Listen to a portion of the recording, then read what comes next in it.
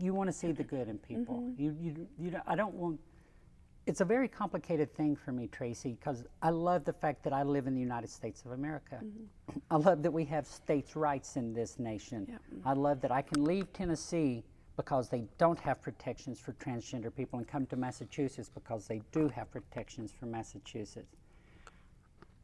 As backwards thinking as it is, I'm okay with the fact that there is such a low threshold for a petition to be signed and to be put a challenge to a law or a law put on the books in Massachusetts. That's part of this state's voting and election process that I knew. I wasn't completely aware of that when I moved up here, but I knew that each state had its own individual rights.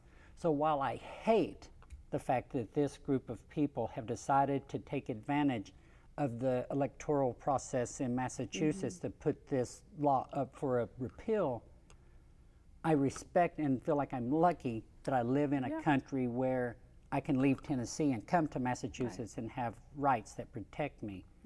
I wish these people would have used that power for good in the world instead of the evil that they're doing. But I do respect that I live in a nation that can happen. So I'm so torn. I'm so torn about freedom of speech. Like, this is bringing things so big into my mind that I never even thought of. Freedom of speech, things such as that, when really and truly all I want to do is go play disc golf, walk my dogs, and go to work. And pay my fair share when I go to the store. And I think that's the message that I wish people would get too, that transgender people, they're just like everybody else. They, like you said, they just want to go to work. My kids just want to go to school. When they go into a bathroom, they just want to go in and go to the bathroom. They want to go in the bathroom and come out. They want to go to a restaurant. They just want all the same things as everybody else does. So it's very frustrating that transgender community has been made into this kind of mysterious, kind of scary group of other people that should be put over here, when in fact they're just the same as everybody else. So. And we're not going anywhere. No. I mean, unless you quit giving birth to human beings, there's always going to be people in the LGBT community coming along. But as you said, I think part of what the opposition is hoping is that by making it difficult for transgender people to go out in public, that they will withdraw from public life. Now, someone like you, you're a strong Southern woman and you'll get louder and keep going, but there'll be a lot of transgender people who won't. And I think that that's what this bill really is about, is that they want transgender people to withdraw from public life so that they don't have to see them, which I think is sad. And it is, you're right. They don't want me to, they don't want to know that I exist.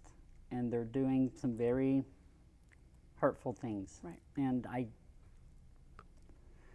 don't understand how that much hate can be in another person's heart. I don't. No, I don't either. And I also think it's so, I mean, it's so sad.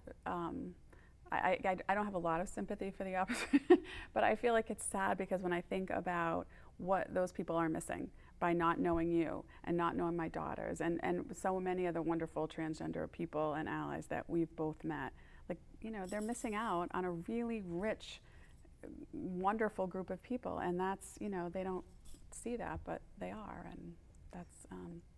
Now, like I said, I'm at this place that I can talk. In Tennessee, I couldn't talk, and there were so many people that were talking for me at that time, that were doing this fight for me when I was unable to do it. And one of the beautiful things about this horrible situation is the people that are coming in to fight for us. There's a lot of very charismatic, caring people that want us to keep our rights.